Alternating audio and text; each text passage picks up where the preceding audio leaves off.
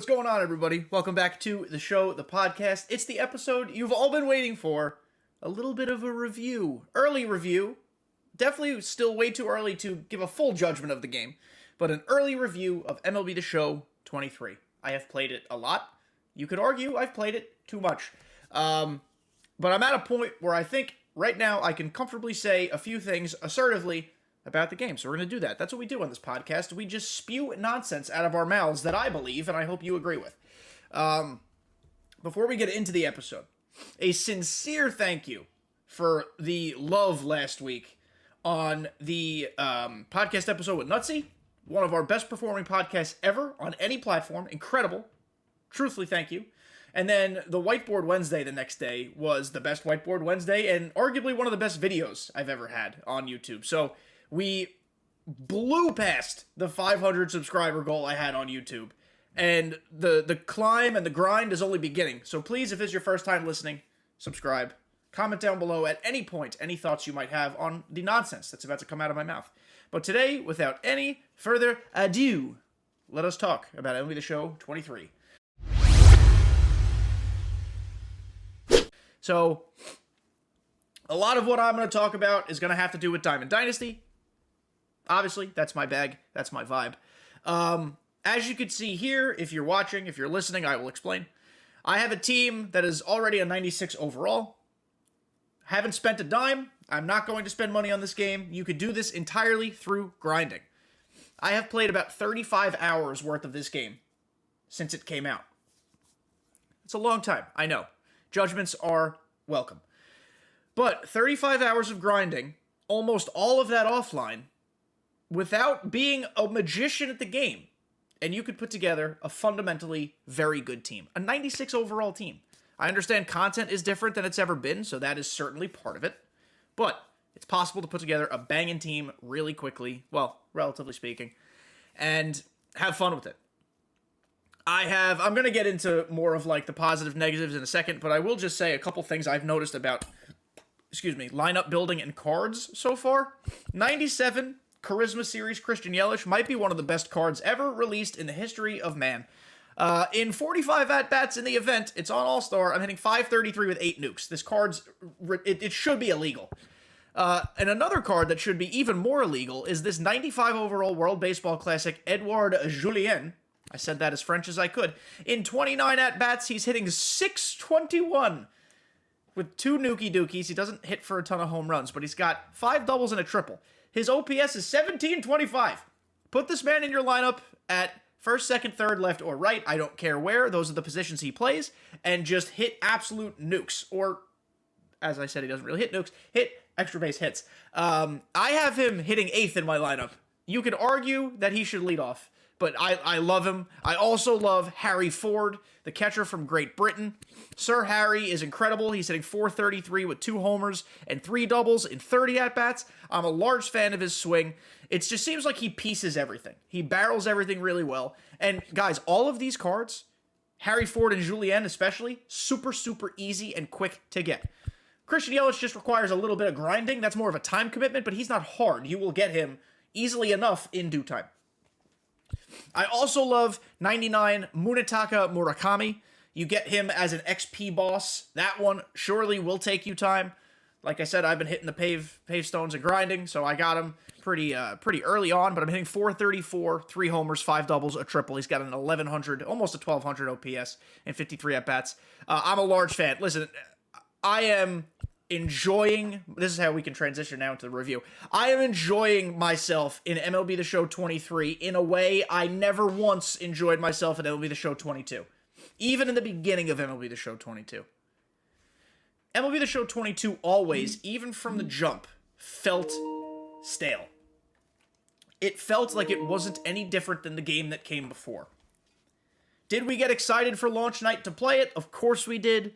Was there the thrill of grinding and unlocking content? Of course there was. Did 22 have some banging content drops? Of course it did. I'm not shortchanging any of the very small accomplishments of MLB The Show 22. But MLB The Show 23 is the first game in a couple years that actually feels like a different game. The content is going to be done differently, we know this, but more so about the way the game plays. the game is just smooth. And I don't know the last time an MLB The Show title has felt this smooth. There are some intricacies and issues that need to be worked out, and we'll get into them in a second. But for any of its flaws that the game might currently have in its early stages, at least it feels good. Fielding, even without the new throwing meter, just feels and looks good. Swinging the bat feels smooth. Pitching, even with the pinpoint problems, we'll talk about it, feels smooth. I think this is the best feeling MLB The Show in a long time. I love that they took the risk. You know, we've been saying for weeks, oh, let's applaud their risk. Let's applaud their risk. Well, now I've touched it. I've fielded it. I've played it.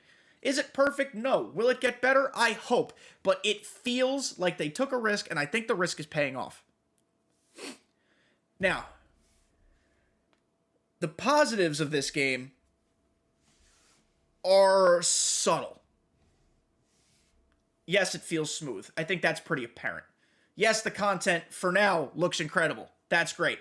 Some of the other things are, you know, longtime players and experienced players, they'll notice it more so than new players. Of course, because new players have no idea what they're comparing it to. In my opinion, I play on a monitor. If you also play on a 1 millisecond response time monitor, you'll probably feel as if you play on a television. I don't know if this is going to be the same experience for you. If you play on a television and you're serious about getting better, I suggest you get a monitor, but I don't know your financial situation, so no judgments there. I'm just offering advice. But getting back to my point, if you play on a monitor with 1 millisecond response time, and it's a newer monitor, and you have 120 hertz enabled, my God, the ball is so easy to see out of the pitcher's hand. I'm walking more than I've ever walked in my entire life because I can see the pitches. I can tell when it's breaking and it's going to be a strike or when it's going to go out of the zone. The amount of borderline pitches being taken, not just by me, but even by my opponents, is bigger and larger than it's ever been. I think that was a natural progression to make, right? By putting this game on, or adapting this game, modifying this game for no longer next gen, current gen. I'm glad we're calling it current gen these days, because the system's been out for like 2+ years. Both of them have. That optimization is working wonders already. I can tell. It doesn't take a genius to see it. Now, to go along, though, with seeing the ball and pitching, we're going to translate this to a negative now. There are some problems with Pinpoint.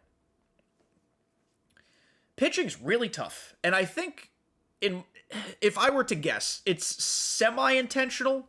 I bet they tune it a little bit to fix it, but they probably saw that it was so hard to score runs last year. Pitching was simply too OP, too overpowered. So they made it so that there is more RNG with the Pinpoint. They added a nice new feature where your pitch, after it is caught by the catcher, it shows you where in the par region it landed. Pitch accuracy region. Shows where it landed. I think that's a great addition. And I think that is not being messed with. But the funny thing about that is there is RNG with where within the par it lands. And that's always been the case, but now that you can see it, it makes it real fucking annoying. When you miss your spot by like, sometimes as much as up to 6 inches, even though you had a perfect release, it still landed in the par, just not where you wanted it. 6 inches for a pitch is a lot. That's a big par region. I think something needs to be tuned. I think par regions maybe need to be tightened a little bit. Or maybe there can be even further accuracy, pitch timing accuracy within the par region. Things that need to be figured out, because pitching right now is difficult. I haven't really noticed in the games I've played, again, it's only been events, so it's probably easier because it's on All-Star. I haven't really noticed an increase in offense, but I would imagine that's what that adjustment was geared toward. Because who wants to play this game and get shut out every game, right? The developers know their opponents, or their players rather, want to score runs. So I kind of think that's why they did that. And if that is the reasoning, I understand. But this is a good time to tune it and fix it, and let's see where it goes. Now, it's ironic that I say that I think they wanted offense to improve. Because one of the biggest problems I'm having with the offense right now is that everything I touch is a lineout. You have to be so precise with the PCI, which is good. Trust me, not a complaint. After complaining for 2 straight game cycles that you didn't have to be good with the PCI, now you finally do. And that's a good thing. I like being good with the PCI because it's a skill gap thing. But God, if you are just a ball hair off, it's a lineout. I think something needs to be tuned in that way to either have more like top spin on the ball or I don't know. In the last year we talked a lot about how it felt piss rod perfects were magnetized. It feels similar without feeling exactly the same this year, if that makes any sense. There are a lot of instances in which it doesn't even feel like the corner outfielders move. Sometimes a center fielder, I find it more to the corners, where it's just a piss rod and there's like, hey, got it. Kind of same thing goes to the corner infielders. I've had a lot of smoked lineouts to third and first. I don't know what the fix is. Maybe I'm just unlucky and I'm hitting the piss out of the ball. That's what I like to think, because I hope I'm being good. But hitting somehow feels easier and harder at the same time. I think if you've played this enough, you already know kind of what I mean by that, but it is both an improvement and a head scratcher. It's not to the point where I hate it and despise it like 22. It doesn't like make no sense to me yet. It's something that I could tolerate until I hear their first comments on it.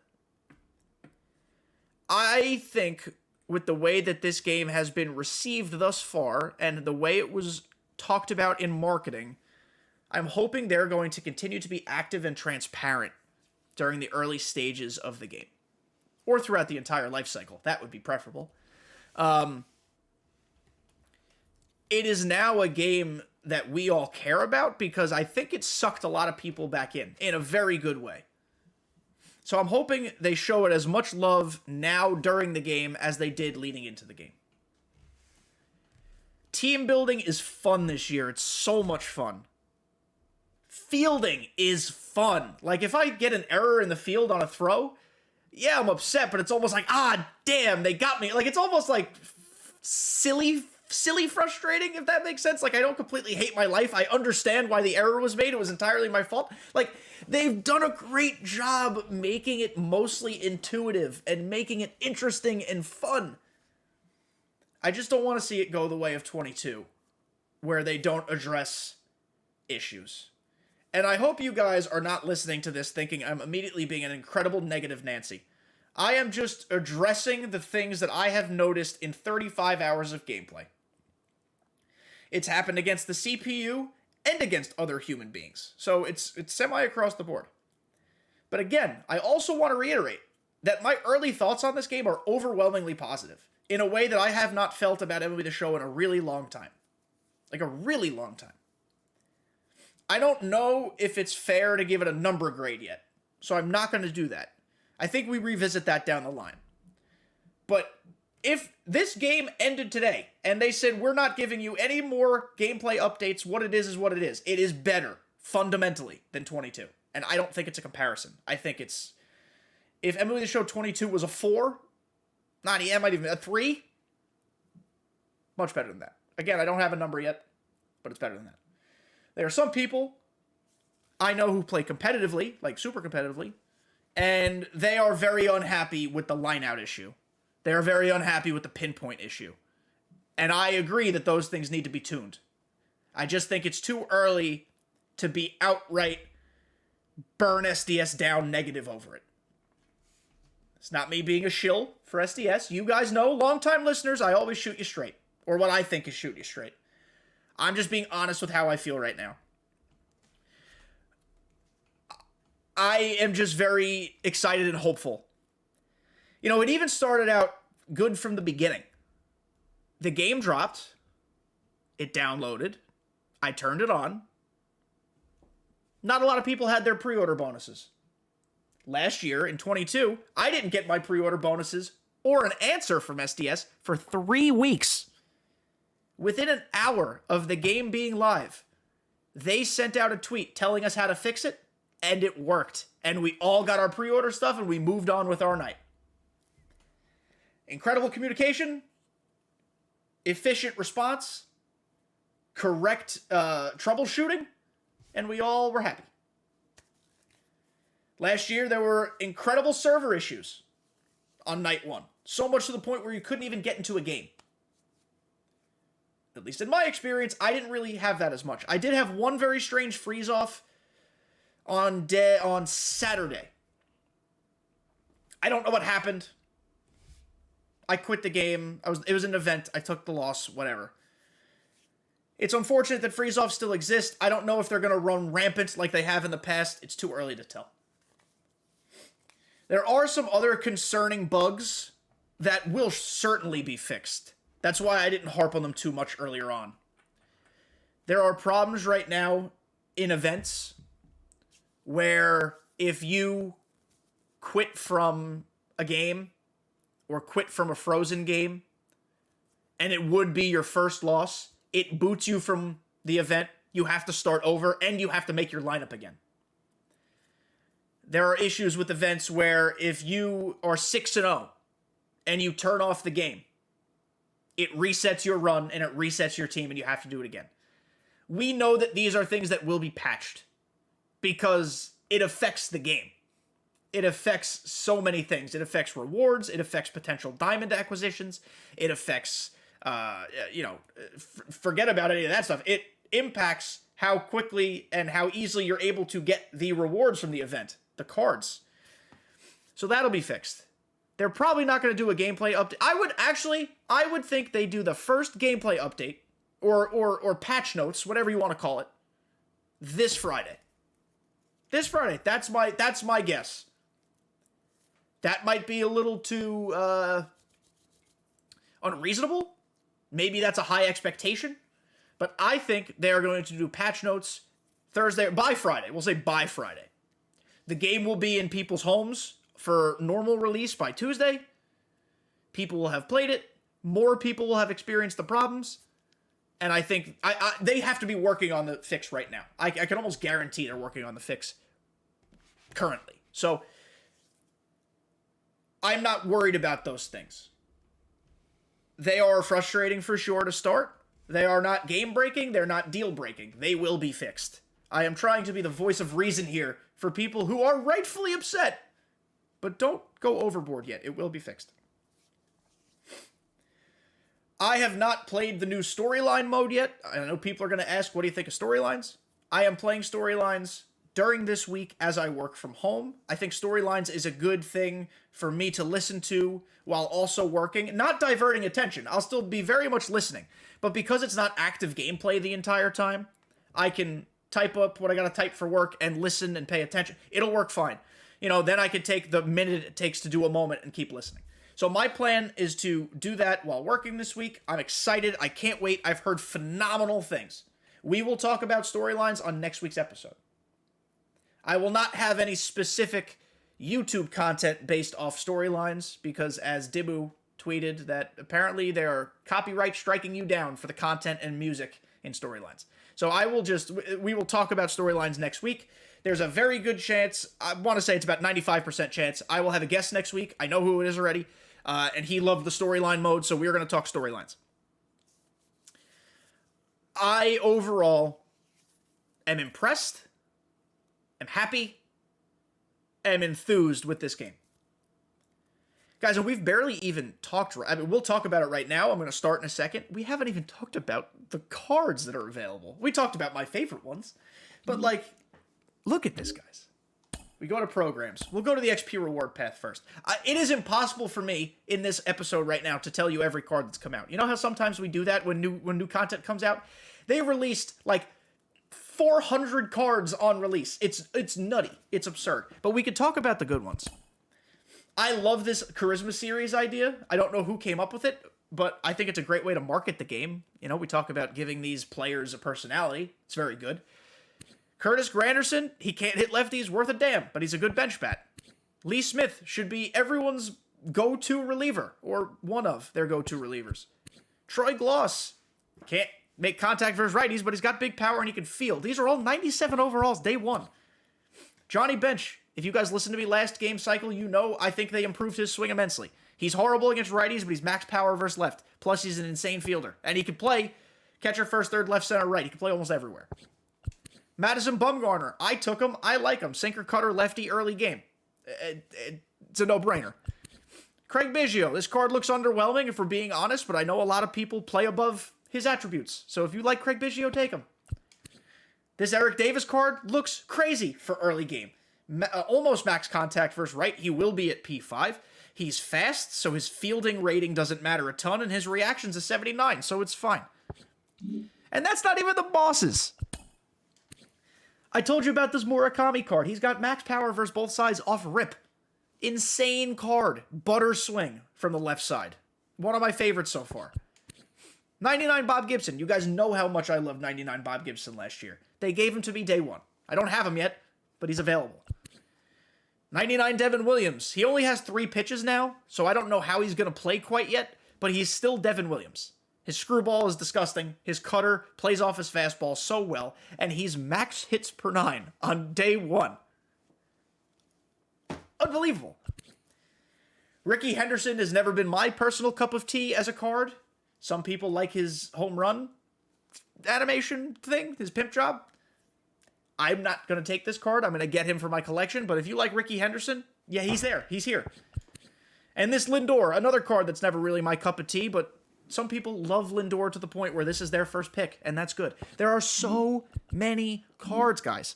And that was just the XP path, which is back, by the way. Team Affinity. These cards are nutty. Cedric Mullins. Devers' swing is amazing. Stanton's the best DH in the game, in my opinion. I don't even know where to start. It's overwhelming. Acuna is phenomenal. Hoskins is good. Meneses is good. If we go to the AL Central, Eloy, a monster. This card is crazy, crazy good. Bobby Witt, still a nice swing. Very fast. Like, each division for Team Affinity has at least 2 options in it. Except the NL Central. It has Christian Yelich and nobody else, because the other cards stink. I thought Stroman would be good. He ain't. But it's okay, because Yelich makes up for it. It is...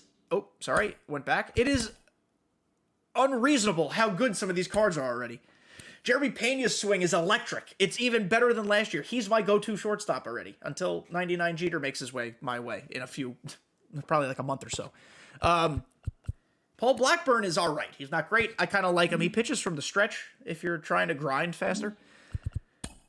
And like, Christian Walker's fun. Charlie Blackmon's all right. His moment sucks, but the card's pretty good. Dustin May. Juan Soto's amazing. Jock Peterson's an incredible DH or bench bat.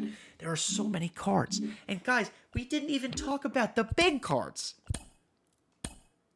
This Sammy Sosa is illegal for collecting the National League. Mark McGwire is clearly worse, but also, holy crap, his swing is really good. And my king, my captain, Derek Jeter, has base 96 fielding. They said, hey, haters, F you, we heard all your complaints. Here's 96 fielding Derek Jeter. It's absurd. This card's incredible. But those aren't even the best cards in the game, guys. They just keep one-upping everything. How do I see these cards? How do I see them? First of all, there's a 99 Mike Trout in the game. Already. But there's also a 99 Roki Sasaki in the game already. But the 3 best cards in this game are the big collection guys, which they've already given us. This is the best Chipper Jones to ever exist on the face of planet Earth, and that includes real-life Chipper Jones. Just a nutty card. Nutty, nutty card. Then, this Babe Ruth is essentially the same Babe Ruth we had at the end of the game last year. Max hitting. Good enough in the field. The card art is orgasmic. And we have this available to us day one. It's almost impossible to get it yet, but technically speaking, it's available day one. And then I think this is the worst of the 3 cards in my opinion, but this Pedro, first of all, card art, banging. Second of all, It's Pedro. They gave us fire. Yeah, and that 99 Trey Turner we all wanted. Incredible card. I have so many more positive things to say about this game right now than I do negatives. It's the first time in a while we've been able to say that about MLB The Show. I did acknowledge the issues I have already. I think that's the fair thing to do because we keep it 100 here. But I don't want anyone to get it twisted. I like this game. I didn't like 22, and I know very few people who did.